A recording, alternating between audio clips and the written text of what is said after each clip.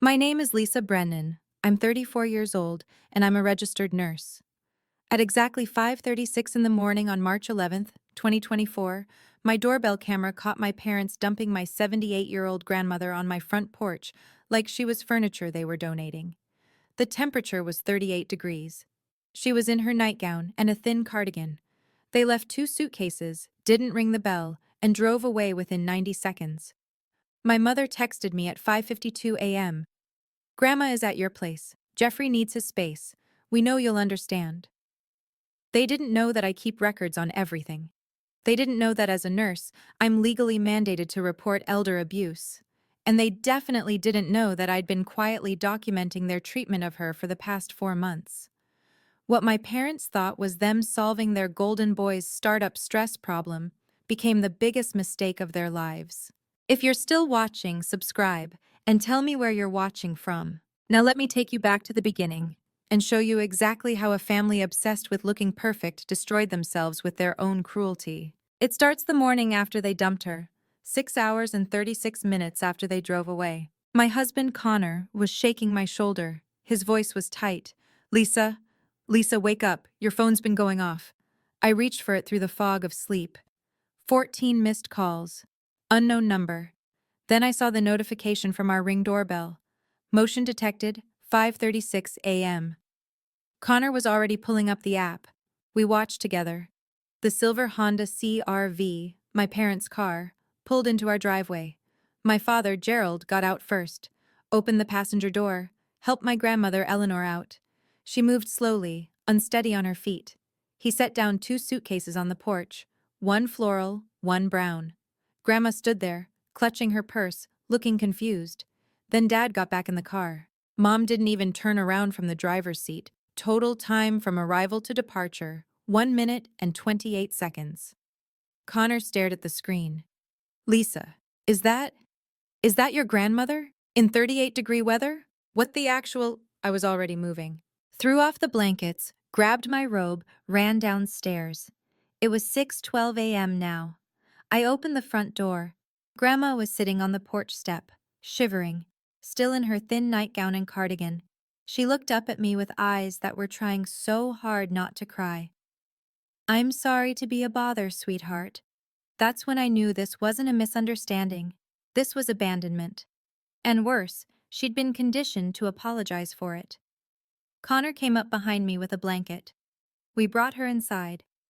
I switched into nurse mode immediately because that's what you do when someone you love is in crisis. You compartmentalize, you assess, you act. Vital signs first. Blood pressure, 156/92, high but not immediately dangerous. Pulse, 88, slightly elevated. Temperature, 96.1 degrees Fahrenheit. Hypothermic. Not severe, but she'd been out there in the cold long enough for her core temp to drop. I checked her hands. The Parkinson's tremor was worse than I remembered from Thanksgiving, 8 weeks ago. I asked her basic orientation questions. She knew who I was, knew she was at my house, but when I asked what day it was, she hesitated. Is it Sunday? It was Monday. I opened the suitcases while Connor made tea. Clothes had been thrown in randomly, no folding, no care. At the bottom of the floral case, I found her medications in a Ziploc bag, not in their proper bottles, just loose pills with handwritten labels in my mother's writing. The labels were wrong. I'm a registered nurse. I know medications. Grandma's metformin for diabetes should be 500 milligrams twice daily. The pills in the bag were marked 250 milligrams, half the dose she needed. That's when I found the piece of paper folded at the bottom of the suitcase, a list in Mom's handwriting. Things Eleanor costs us monthly. Medications, $120, food. Estimate, $200 utilities, her share. $180. Inconvenience, priceless. At the bottom, she'd written the total, $1,450. She'd calculated the cost of caring for her own mother-in-law like a budget line item. Connor saw my face. What is it? I showed him.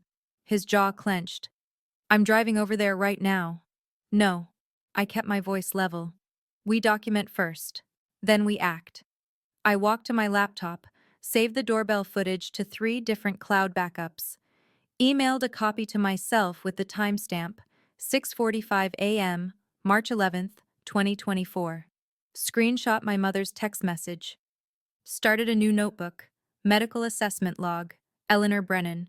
Connor photographed everything. The suitcases, the medication bags. Grandma wrapped in our blanket, still shivering even though our house was 71 degrees. My phone buzzed. Mom calling. I let it ring out. The voicemail notification appeared. I didn't listen yet. I was too busy building a timeline because I'd learned something in 7 years of working in a hospital. Documentation is everything. It's the difference between he said, she said, and here's what actually happened. And what actually happened was that my parents had just handed me everything I needed to destroy them. Here's what you need to understand about my family. We looked perfect from the outside. Gerald and Diane Brennan, married 36 years. Dad worked as a foreman at a manufacturing plant until he retired last year.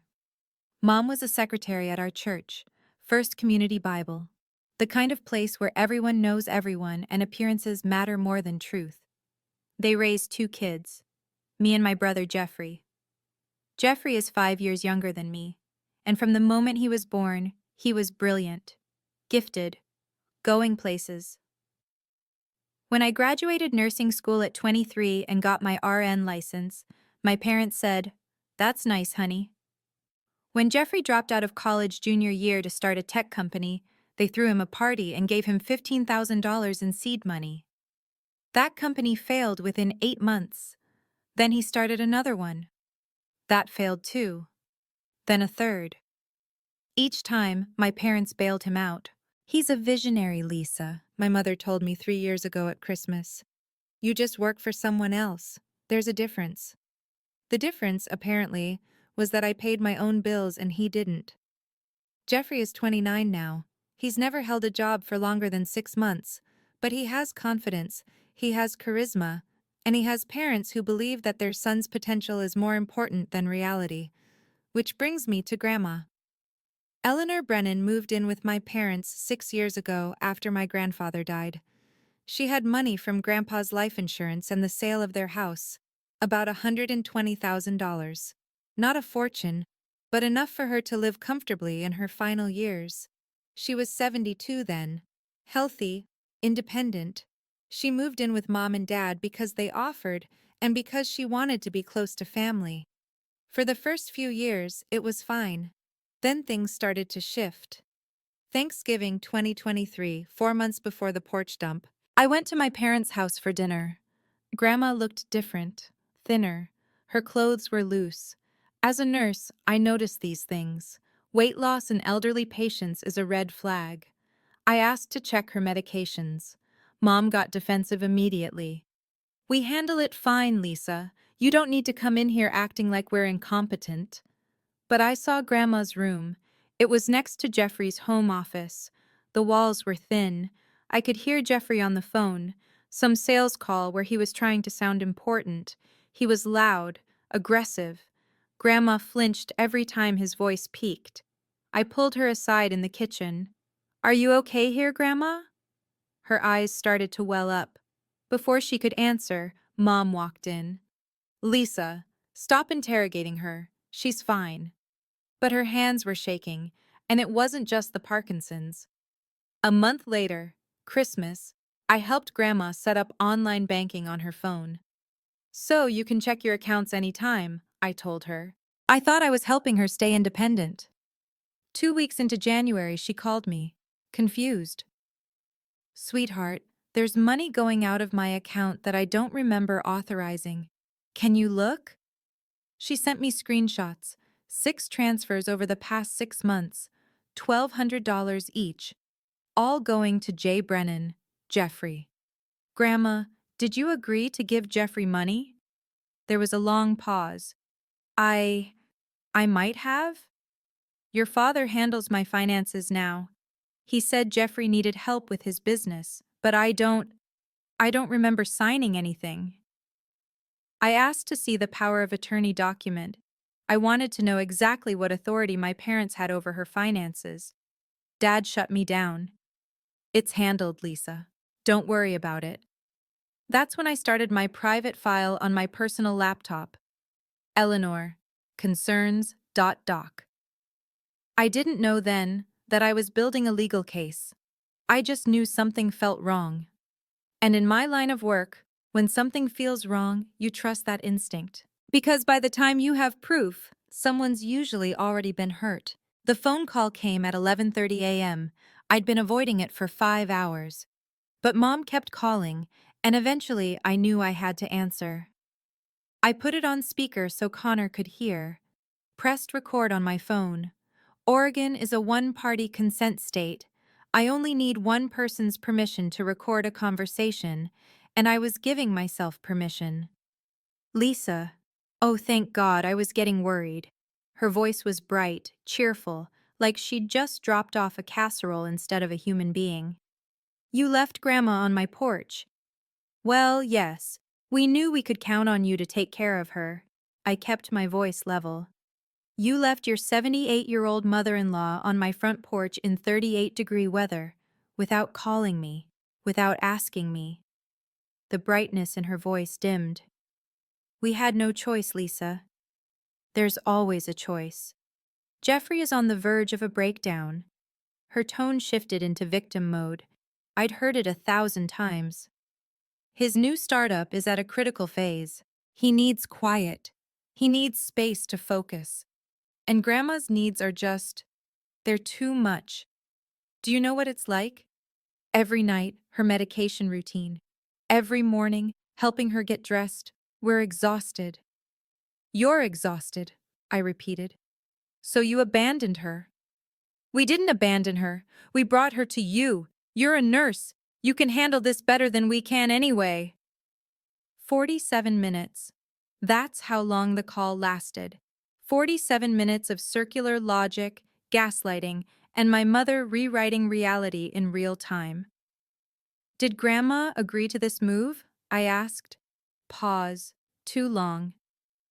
She's fine with whatever we decide. She knows we know what's best. That's not what I asked. Lisa, don't make this difficult. I ended the call, saved the recording, mom_call_031124.m4a, 47 minutes and 32 seconds of evidence. 3 minutes later, the text started. Mom, 11:58 a.m. You're being selfish. Family sacrifices for family. Mom, 12:03 p.m. Grandma can stay with you just a few weeks, while Jeffrey gets his office space set up. Me, 12:04 p.m. A few weeks? Mom, 12:05 p.m. Or longer. We'll see. Don't make this difficult. Me, 12:06 p.m. You didn't ask me. Mom, 12:07 p.m. We're telling you. She's your grandmother too. This is what daughters do, Lisa. Jeffrey's mental health matters. Grandma understands sacrifice. Why don't you? I screenshot every single message. Then Dad joined the thread. Dad, 12:14 p.m. Your mother is right.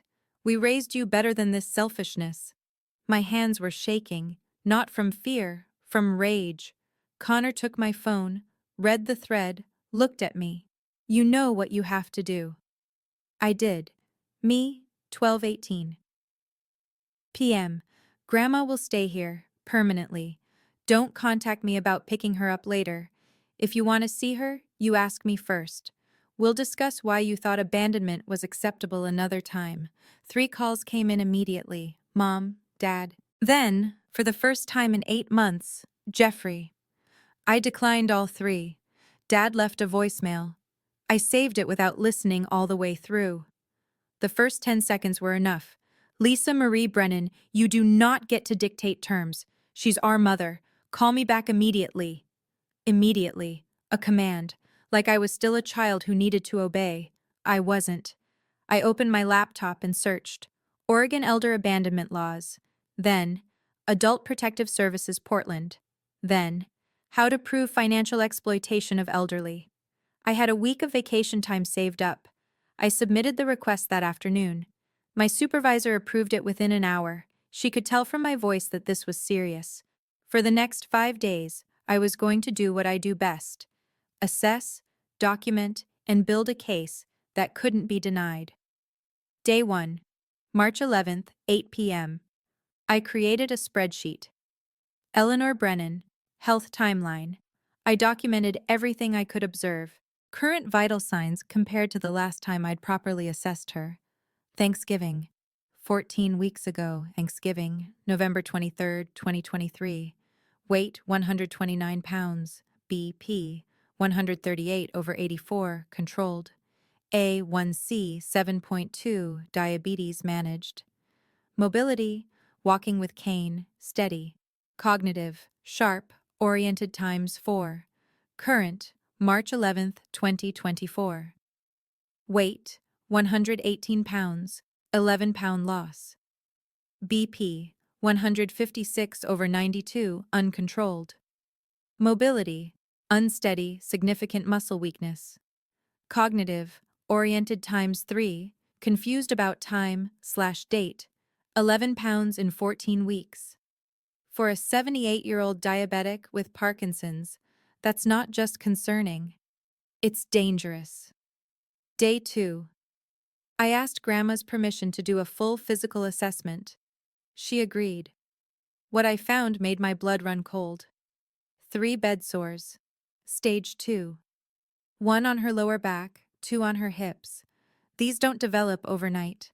Stage 2 pressure ulcers take weeks of immobility and inadequate repositioning to form. Muscle atrophy in both legs, significant enough that I could measure it. Her calves were 15% smaller than they should be for someone her size. Fingernails overgrown, yellowed, thick. No one had been helping her with basic hygiene. I documented everything with photographs, measurements, clinical notes. This wasn't just neglect anymore. This was medical evidence of prolonged abuse. Then I found the medication log. Stuffed in the bottom of her suitcase was a spiral notebook, my mother's handwriting, a log of Grandma's medications for the past 3 weeks, 9 entries marked skipped, refused, 9 insulin doses, supposedly refused by the patient. I showed Grandma the notebook. Did you refuse your insulin these days? She looked confused. No, I always take my medicine. I never refuse. I circled the dates, asked her to tell me what she remembered about each one. January 28th. I remember asking for it. Diane said she'd bring it after dinner. I don't think she did. February 3rd. I don't remember that day at all. February 10th. Jeffrey was having people over. I stayed in my room. I don't think anyone checked on me. Patient did not refuse medication. Patient was denied medication. Day 3, I called Grandma's primary care physician, Dr. Raymond Peterson. I'd worked with him before. We'd both staffed health fairs at the hospital. He knew me as a professional. Dr. Peterson, I'm calling about my grandmother, Eleanor Brennan. I'm her granddaughter, but I'm also an RN, and I need to report some concerns. I kept it clinical, no accusations yet, just facts. He pulled up her chart while we talked. Lisa, I haven't seen Eleanor in 4 months. Her last 3 appointments were canceled. Canceled by whom? Let me check. The calls came from, it says here, family member. Stated the patient was refusing to come to appointments. My grandmother, who had never missed a doctor's appointment in her life, was supposedly refusing care. Dr. Peterson, I'm looking at Eleanor right now. She has stage 2 pressure ulcers, significant weight loss, and evidence of medication mismanagement. I don't believe she refused those appointments. Silence on the other end. Then, I'm going to make a note in her chart. This is concerning, Lisa. I'm documenting everything. I may need your records for a formal report. You'll have them. I hung up and opened a new document on my laptop. Evidence log, Eleanor Brennan. 14 pages, 23 photographic exhibits, a 6-month timeline mapping her health decline directly to the months living with my parents. 47 pieces of evidence cataloged and cross-referenced. I saved it as Eleanor_Brennan_neglect_evidence_final.pdf. Then I opened a new browser tab and typed, Adult Protective Services Oregon, How to File a Report. March 16th, 10:30 p.m. I stared at the PDF file for a long time. This wasn't a family argument anymore. This was a legal case. Tomorrow, I was crossing a line most people don't cross. I was reporting my own parents to the state. But I'm a nurse. I took an oath. And that oath doesn't have an exception clause for family. The bank statements told a story my parents didn't want anyone to read. I sat with Grandma on March 17th, 5 days after proper medication and 3 square meals a day. Her mind was already sharper. Funny how that works when you actually dose someone correctly. Grandma, can we look at your bank account together? I need to understand where your money went. Would that be okay? She nodded immediately. Please, I want to know everything. She logged in. I started downloading statements, 18 months worth. The pattern was obvious once you knew to look for it. Jeffrey Brennan, $1,200, repeated monthly, 6 times. That was the money Grandma had mentioned, $7,200 total. But there was more. A line item every month. Home care supplies, $850. I picked up my phone, called the medical supply company listed on the statement. Hi, I'm calling about account holder Eleanor Brennan. Can you tell me what supplies were purchased in the last year? The representative checked. I'm not showing any Eleanor Brennan in our system. Can you search by the account number? I read it off the statement. That account was closed in 2019. Fake charges. $5,100 over 6 months, billed to a defunct account, somehow showing up on Grandma's statements anyway. Then I found the big one. December 15th, 2023. Withdrawal. $8,500. Memo. E. Brennan gift to Jeffrey. Business investment. I turned to Grandma, kept my voice gentle. Do you remember giving Jeffrey $8,500 in December? Her face crumpled. I remember signing something. Gerald said it was for my care. He said I was agreeing to…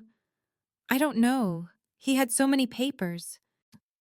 I pulled up images of her old checks from 2022, scanned her driver's license. Then I looked at the signature on the December 15th transfer authorization. They didn't match. Grandma's real signature was neat, connected cursive. Firm loops on the E in Eleanor. Consistent slant. The signature on the transfer form was shaky, broken. The letters didn't connect, and whoever forged it had misspelled her own last name, wrote Brenham instead of Brennan. I took photographs. 3 comparison shots, documented the discrepancy in my evidence log. Then I found something else in Grandma's suitcase. Buried under nightgowns, folded into quarters, a power of attorney document dated November 3rd, 2023. I showed it to Grandma. She stared at it. I've never seen this before in my life. Your signature is at the bottom. That's not my signature. I looked closer. She was right. Same shaky hand as the bank transfer. Same misspelling. Brenham. They'd forged a power of attorney to legally drain her accounts. This wasn't just neglect anymore. This was felony fraud. But I needed to know where the money went. Grandma, can I check your email? I want to see if there are any other accounts we don't know about. She nodded, handed me her phone. Please, I want to know everything. I searched her inbox for account notifications. Found one dated November 8th, 2023. Welcome to Venmo. Grandma, do you know what Venmo is? No, I've never heard of it. Someone had set up a Venmo account using her email address. I used password reset to access it. Here's how the scam worked. They created the Venmo account in her name, then linked it to her bank account. Money would leave her bank account, go into the Venmo account that appeared to be hers. Then Jeffrey would transfer it out to himself. On paper, it looked like Grandma was voluntarily sending money to Jeffrey via Venmo. But she didn't even know what Venmo was. Transaction history loaded, November through February. 6 transfers of $1,200 each to J. Brennan _ CEO. Then, like clockwork, Jeffrey would immediately transfer it out. $600 to DraftKings, gambling. $400 to Coinbase Wallet, cryptocurrency. $200 to rent payment _ Gerald Diane. He was taking Grandma's money and using $600 of it every month to pay my parents' rent. They weren't just enabling him, they were getting a cut. I clicked on Jeffrey's Venmo profile.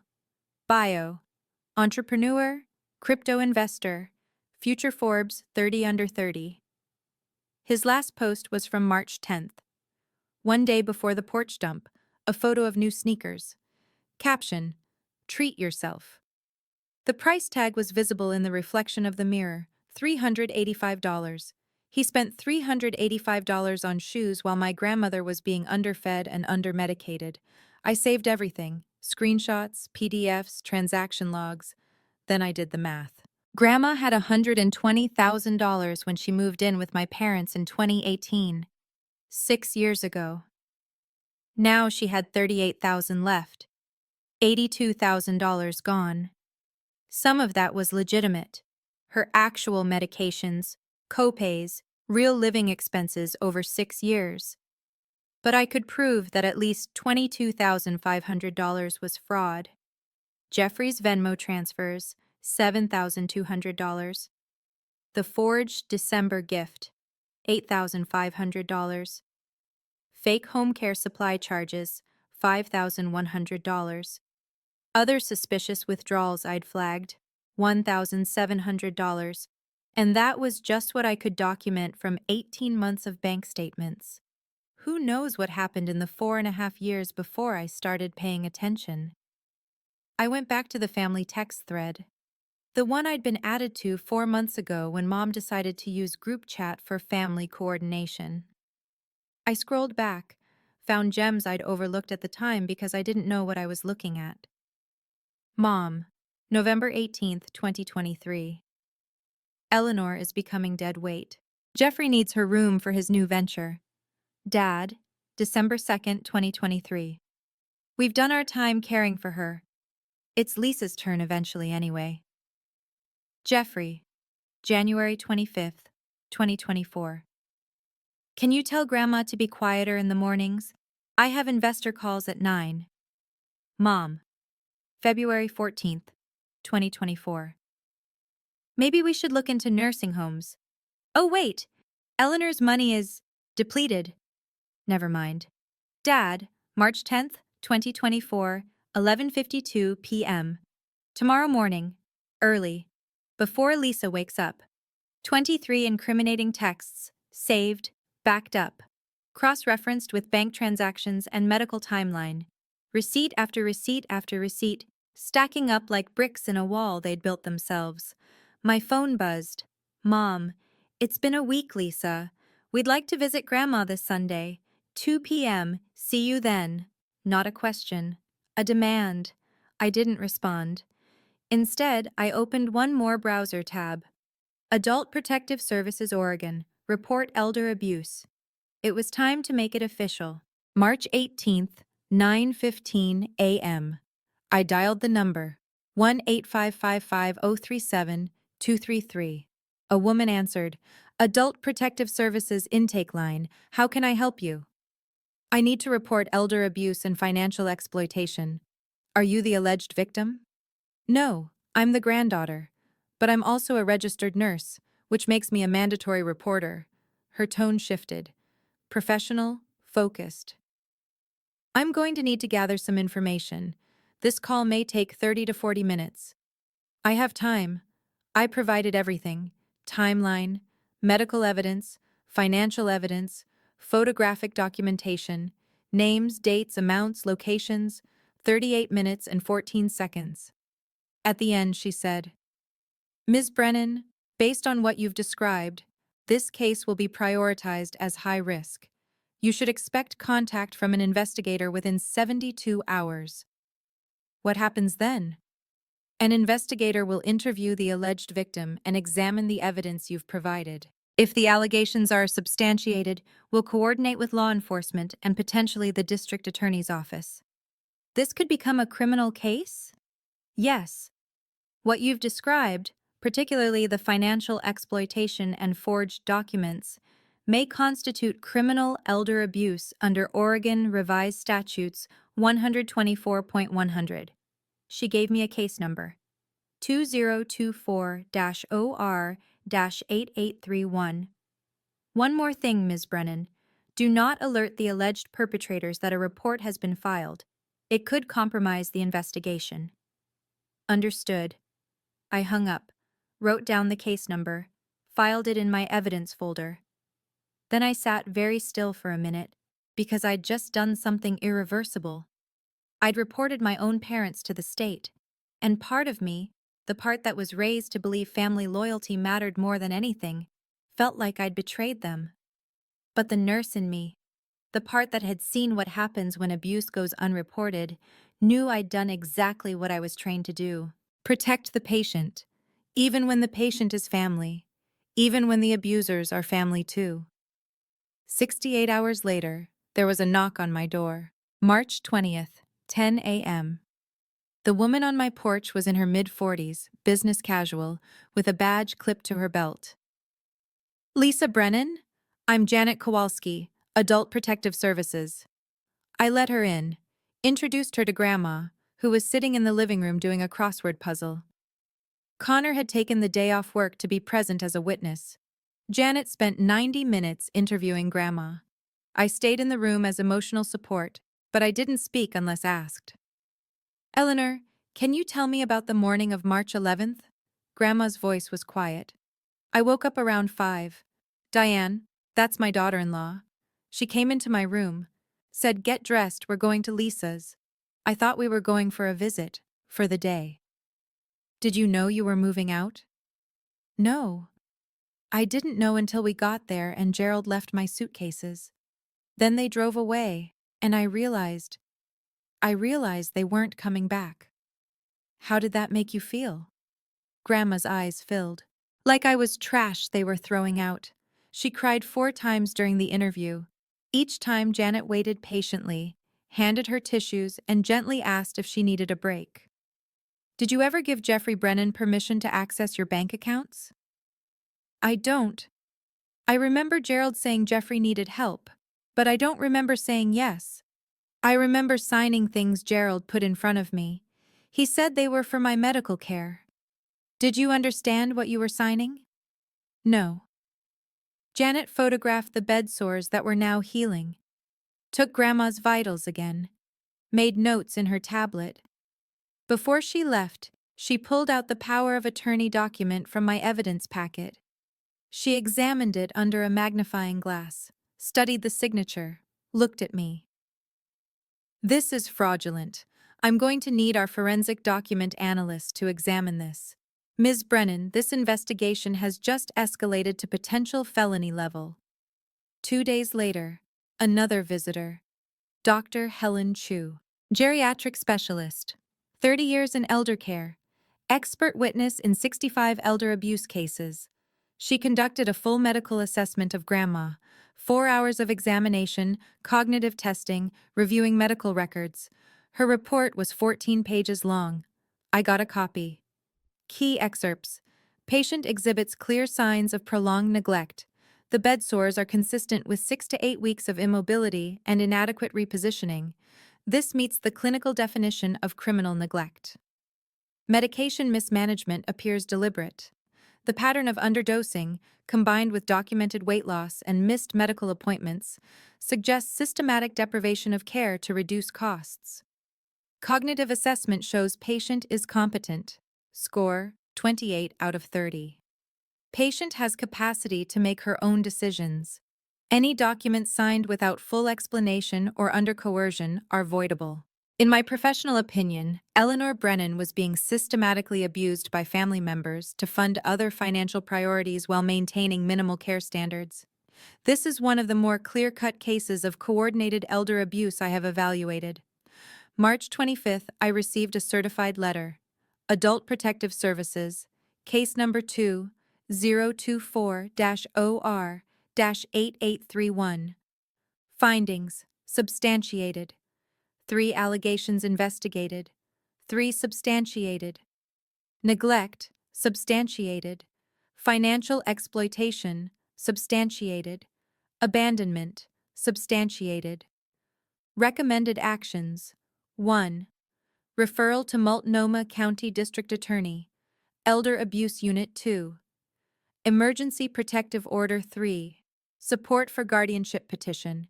Lisa Brennan, Petitioner. The letter was 5 pages. Official, unambiguous. My parents had been formally found guilty of elder abuse by the state of Oregon.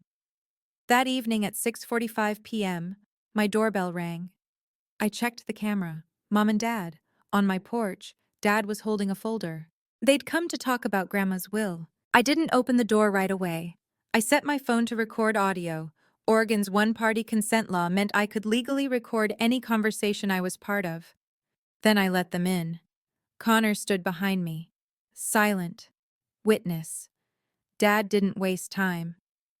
We need to discuss Eleanor's estate planning. No, we don't. Mom's face was red and tear-streaked. She'd been crying on the drive over. Lisa, please. We need to be reasonable here. Reasonable? I kept my voice flat. You abandoned her on my porch. I'm not sure you know what that word means. Dad opened his folder. Legal paperwork. We've consulted an attorney. Eleanor needs to update her will. Given Jeffrey's business needs and our years of care, Grandma's estate is no longer your concern. Mom's face went pale. Excuse me? Adult Protective Services investigated. All 3 allegations were substantiated. You're both named as perpetrators of elder abuse. The room went silent. Then Dad exploded. You reported us to the government? I reported elder abuse. The government agreed with me. This is insane! Mom's voice pitched higher. We gave her a home! You gave her bed sores and stole her money. We didn't steal anything. Those were gifts. She agreed. I pulled out my phone, read from my notes. Eleanor Brennan has Parkinson's disease and diabetes. You undermedicated her to save $40 a month. You falsified medication logs. You forged her signature on financial documents. Misspelled her name while doing it, by the way. Her consent wasn't just coerced. It was fabricated. Dad's face turned red. You have no idea what you're talking about. I'm a registered nurse. Medical documentation is literally my job. Mom started crying again, full-body sobs. This will destroy us, Lisa. Our reputation at church, Gerald's retirement position at the school district. Jeffrey's already struggling. If this gets out, his whole future. You should have thought about that before you turned your mother into a line item on a budget. We were desperate, Mom's voice cracked. Jeffrey's creditors were calling. He owed people money, dangerous people. We were trying to protect him. So you sacrificed Grandma to do it. 23 minutes. That's how long they stayed. 23 minutes of them cycling through denial, anger, bargaining, playing victim. At no point did either of them apologize. At no point did they ask how Grandma was doing. Connor finally spoke. You need to leave. Dad pointed at me. This isn't over. You're right. It's not. You're both receiving a cease and desist letter from my attorney. Stay away from Grandma. Stay away from my house. Mom wailed. Actually wailed. Please, Lisa. Please, your father could lose his job. I could lose my position at church. Everyone will know. Good, I said. They should know who you really are. I closed the door, locked it.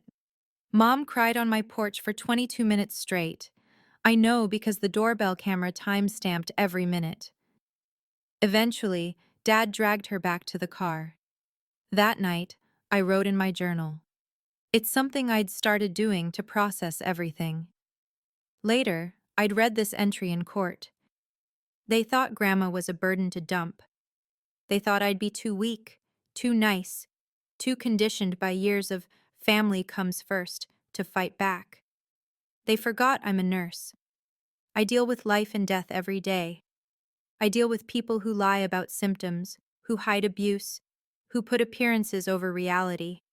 I'm trained to see through bullshit and document what's real. They made Grandma a transaction. I made her a priority. They made calculations. I made records. They thought family meant silence. I learned family means protection, even when it's protecting someone from their own family. 3 days later, my attorney called with news. Attorney Olivia Bradford came recommended by APS. 15 years in elder law. She'd seen everything. She reviewed my evidence on March 28th. Took her 40 minutes. When she looked up, she was smiling. Lisa, you've done my job for me. This is airtight. We discussed strategy. 4 legal actions. 1. Emergency guardianship. Lisa as legal guardian, removing parents' authority. 2. Revocation of fraudulent POA. Invalidating the forged document. 3. Cease and desist order. No contact with Eleanor. 4. Civil recovery suit. Reclaiming stolen funds. What about criminal charges? I asked. That's up to the DA. But with your documentation and APS substantiation, I'd be shocked if they didn't prosecute. How long will this take? Guardianship hearing can be scheduled within 2 weeks. The rest, she shrugged, could be months, could be years. But you're in control now. They're not. April 1st, a process server delivered the cease and desist letter to my parents' home at 10 a.m. The letter was 5 pages, legal language, clear directives. Immediate cessation of all contact with Eleanor Brennan. Demand for full accounting of financial transactions. Notice of pending guardianship petition. Notice of potential criminal charges. 15-day deadline to respond. April 15th. At 2:37 p.m., 4.5 hours after service, my parents showed up at my house, violating the letter within the same day it was delivered. I watched them on the doorbell camera. Didn't open the door. Mom was sobbing on the porch. Dad was yelling at the door. Lisa! Lisa! We need to talk. This is family. I cracked the door. Chain lock engaged. You need to leave. You're violating the cease and desist. We don't care about the damn letter. Dad's face was purple. You can't do this to us. I didn't do anything to you. I protected Grandma. We're her family. You lost that right when you dosed her with half her medications to save money. Dad pulled out his checkbook. Actually pulled it out. Pen in hand. Fine. What do you want? We'll pay back whatever you think we owe. This isn't about money. Everything's about money, Lisa. We can write a check right now. You left her on my porch in 38-degree weather. You forged legal documents. You lied to doctors. A check doesn't fix that. Mom grabbed onto the doorframe. We were desperate. Jeffrey's life was in danger. Those creditors. Jeffrey is a 29-year-old gambling addict. Grandma is a 78-year-old diabetic who you systematically neglected. Those things are not equivalent. Connor stepped forward. She lost 11 pounds under your care. That's not desperation. That's killing someone slowly. Dad's voice dropped, threatening. Lisa, if you don't drop this, you'll regret it. Our lawyer says, your lawyer should be telling you to stop showing up at my house. I closed the door, locked it. Mom screamed, then collapsed into sobs. I recorded the entire interaction. 15 minutes of my parents violating a legal order, offering bribes, making threats. They stayed on my porch for 22 more minutes, Mom crying, Dad pacing. Finally, he dragged her back to the car. That was the last time I saw them in person for over a year. But Jeffrey had one more call to make. March 25th, 7:20 p.m. My phone rang. Jeffrey. First time he'd called me in 9 months. I answered. Put it on speaker for Connor to hear. Hit record. You ruined everything. Not hello, not how are you, just screaming. Jeffrey, I was about to close an investor. I had someone ready to put real money into my company. Now my parents are freaking out. The cops are asking questions and it's your fault. I waited for him to finish. Are you done? You're so fucking self-righteous. Grandma was fine. She had free housing, free food. She had bed sores and underdosed medication. Those were accidents. For 6 weeks straight, that's not accidents, Jeffrey. That's neglect. You always thought you were better than me. No, I just thought I should take care of people instead of using them. When Grandma dies and you get nothing from her will, don't come crying to me. The line went dead. I saved the recording. Jeffrey underscore threat underscore 032524. M4, 11 minutes and 38 seconds of him admitting there was an investor, motive for needing Grandma's money, blaming everyone but himself, and threatening me about inheritance. 3 days later, Olivia called. Lisa, I found something. Eleanor's will from 2017. That's the last legally valid version. It was never updated. And? You're the primary beneficiary. 80% of the estate goes to you. I sat down. What? Jeffrey gets 20%. You get the rest. There's even a reasoning clause. I leave the majority to my granddaughter Lisa, who has shown consistent care and devotion. She will use these resources wisely and with kindness. My parents knew about this? Oh, they knew. I found emails between your father and 3 different estate attorneys over the past 2 years. He was trying to find someone who would help him get Eleanor to change it. That's why they set up the fraudulent power of attorney. Exactly. They couldn't get her to change the will, so they decided to drain the accounts before she died. They were stealing an inheritance that was never theirs to begin with. I felt sick. Olivia, I don't want the money. What? I didn't do this for money. I did it to protect her. Lisa, I want to set up a trust for Grandma's care. And when she's gone, whatever's left goes to charity. Silence on the other end. Then, you're serious. Completely. That's extraordinary. Most families would fight over this. I'm not most families. April 10th, with Grandma's full consent and understanding, we created the Eleanor Brennan Irrevocable Elder Care Trust. All $38,000 of her remaining assets placed in trust. Lisa as trustee, not beneficiary. Funds used exclusively for Grandma's medical care, housing, and quality of life. Upon her death, anything left would be donated to the Oregon Elder Abuse Prevention Coalition. Gerald, Diane, and Jeffrey Brennan were explicitly barred from making any claim against the trust, now or in the future. The court approved it. Case number CV-2024-09183. Olivia also filed for a permanent restraining order. Hearing set for April 25th. Multnomah County Courthouse. April 25th, 9 a.m. Judge Patricia Morrison presiding. 18 years on the bench. Family court specialist. My parents were required to attend. Jeffrey, too. They sat on one side of the courtroom. I sat on the other with Grandma, her choice to attend, and Connor. Judge Morrison reviewed the case file for 7 minutes in silence.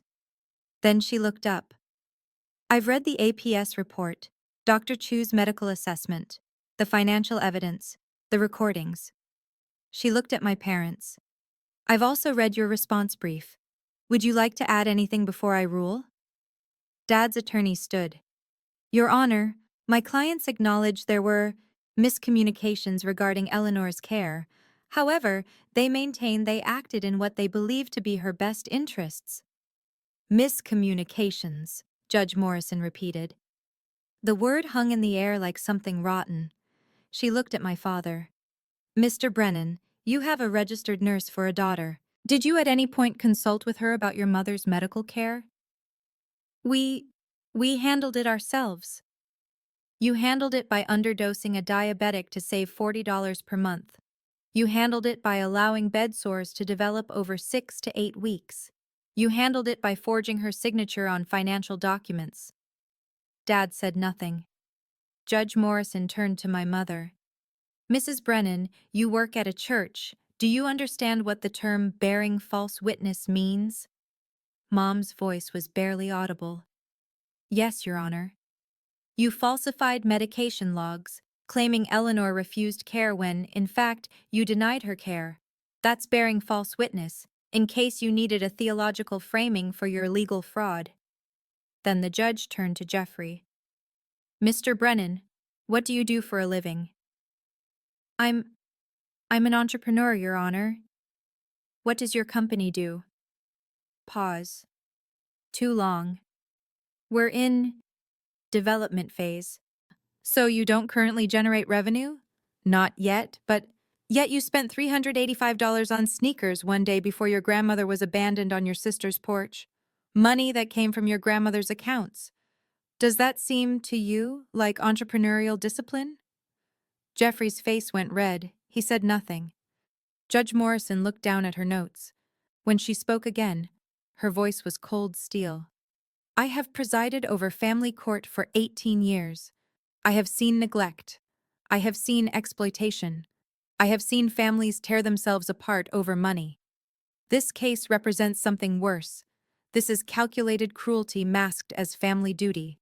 Mr. and Mrs. Brennan, you did not simply neglect your mother. You systematically exploited her for financial gain while outsourcing the burden of her care. You under-medicated a diabetic to reduce costs. You falsified medical records.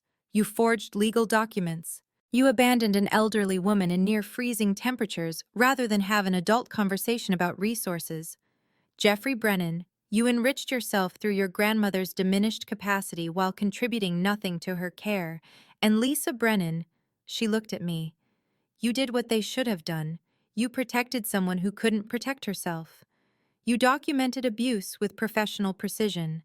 And you established a trust that prioritizes your grandmother's welfare over personal gain. You are a credit to your profession and a model for what family responsibility should look like. I felt Connor take my hand. My ruling is as follows. Permanent restraining order granted. Gerald Brennan, Diane Brennan, and Jeffrey Brennan are barred from contact with Eleanor Brennan. Minimum distance, 500 feet at all times. Full guardianship granted to Lisa Brennan. Gerald, Diane, and Jeffrey Brennan are permanently barred from making any claim against Eleanor Brennan's estate, current or future. This case is referred to the Multnomah County District Attorney's Office for criminal prosecution consideration. We are adjourned. The gavel came down. Mom sobbed loudly. Dad sat stone-faced. Jeffrey stared at me with pure hatred. As we walked out, he hissed under his breath, "You'll regret this." I didn't respond. I held Grandma's hand and walked past him like he didn't exist. Because to me, he didn't. Not anymore. 30 days later, I got a phone call from someone who used to volunteer with my mother at church. She was whispering, "Lisa, I thought you should know. Your parents resigned from all their positions. People found out about everything. The pastor asked them to step back."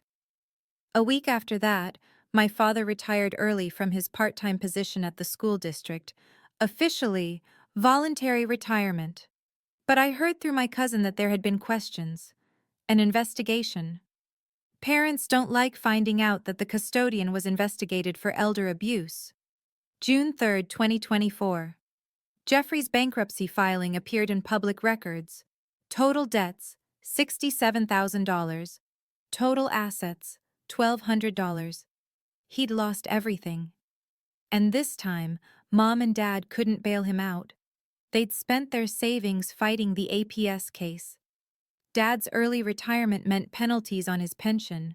They had to move out of their house and into a smaller rental across town. Not my problem. Grandma, meanwhile, was thriving. 79 years old, weight back up to a healthy 126 pounds, a 1C level at 6.8, diabetes controlled, physical therapy 3 times a week, Parkinson's tremor stable with proper medication. She started taking a watercolor painting class at the senior center, made 4 new friends, sold a painting at a local art fair for $85, and was absolutely thrilled. Every Thursday we have family game nights. Grandma, Connor, and me. Sometimes our neighbor joins. Grandma laughs now. makes jokes, lives without apology. The scared, confused woman from the porch is gone. 1 year and 14 months passed. March 11th, 2025. 1 year anniversary of the dump. 5:30 in the morning, my doorbell camera sent an alert. My heart stopped. I grabbed my phone, pulled up the camera. A car in the driveway. My mother getting out alone, carrying something. She walked slowly to the porch, set down a greeting card, looked up at the camera. She knew I was watching. Mouthed 2 words, "I'm sorry," then got back in the car and left. I waited an hour, went outside, picked up the card, Hallmark sympathy style, card number 1847, Mom's handwriting inside. "Lisa, it's been a year. We've lost everything. Our reputation, our church family. Jeffrey had to file bankruptcy. Gerald had to retire early. We know we can't undo what we did. We're asking, can we see Mom? Just once? We miss her. Please. Diane." I brought the card inside, showed Grandma. She read it. Long silence. "What do you think I should do, sweetheart?" I sat next to her. "What do you want to do?" She looked at the card again. "They miss me now. When I had money, when I was useful, they wanted me gone. Now that I'm thriving without them, they want back in." She handed the card back to me. "What does that tell you about why they're really here?" I called Olivia. "Is there any legal reason my parents would suddenly want contact with Grandma?" She did some digging. Turns out Jeffrey's creditors had finally gone after the co-signers on his loans, Gerald and Diane. They were facing a $34,000 judgment.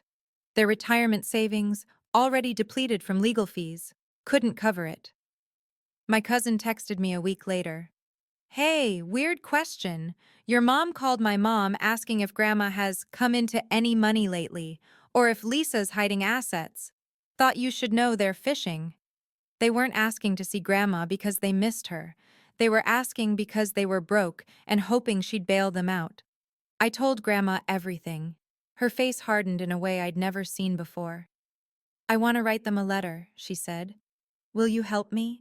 April 15th, 2025. Grandma dictated. I typed, "Gerald and Diane, I received your card. You say you've lost everything. Let me tell you what I lost when I lived with you. I lost 11 pounds because meals were irregular and insufficient. I lost my mobility because physical therapy was too expensive. I lost my dignity when you calculated my worth like a utility bill. I lost my safety when you left me on a porch in freezing weather because your son needed his room. You've lost your reputation. I almost lost my life. The difference is this: you can rebuild a reputation by changing your behavior. I cannot rebuild the year of my life you stole through systematic neglect. Lisa gave me something you never did. She gave me a choice. She asked what I wanted. You only told me what I'd cost. I don't forgive you. Forgiveness is for mistakes. What you did was calculated. The restraining order stands. Do not contact me again. Eleanor, we sent it certified mail.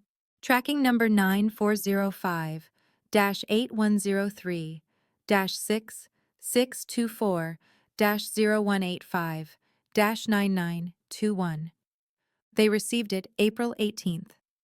That evening, blocked number called my phone. I didn't answer. Voicemail from Mom, sobbing. "You turned her against us. You poisoned her mind. We'll never forgive you for this." I deleted it without finishing, blocked the number. That chapter was closed.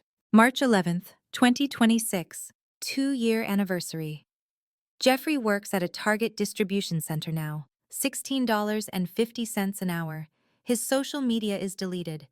Last I heard, he's dating someone new, hasn't told her about his past. Gerald and Diane live in a small rental, $1,200 a month. Gerald does part-time custodial work at a different school district. Diane volunteers nowhere. No organization will have her once they Google her name. They send a Christmas card every year. I return it unopened. Eleanor turned 79 last month. 14 people came to her party at the senior center.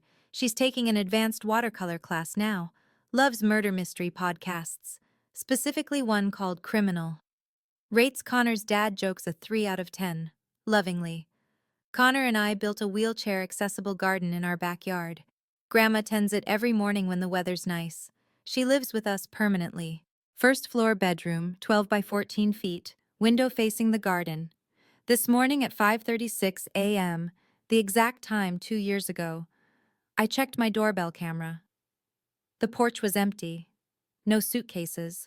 No shivering elderly woman left like trash. At 8 a.m., the doorbell rang. Mail carrier with a package. Grandma's art supply order. New brushes. Alizarin Crimson, set of 6. Her favorite. People ask me sometimes if I regret it. Reporting my parents. Tearing the family apart. Here's what I tell them. They tore the family apart when they chose Jeffrey's comfort over Grandma's safety. When they chose money over her health. When they chose their reputation over doing what was right. I didn't tear anything apart. I just refused to help them hide it. Grandma was never a burden. She's a 79-year-old woman who likes watercolors and podcasts and terrible jokes. She's a person. The burden was their cruelty. And I'm not carrying that anymore.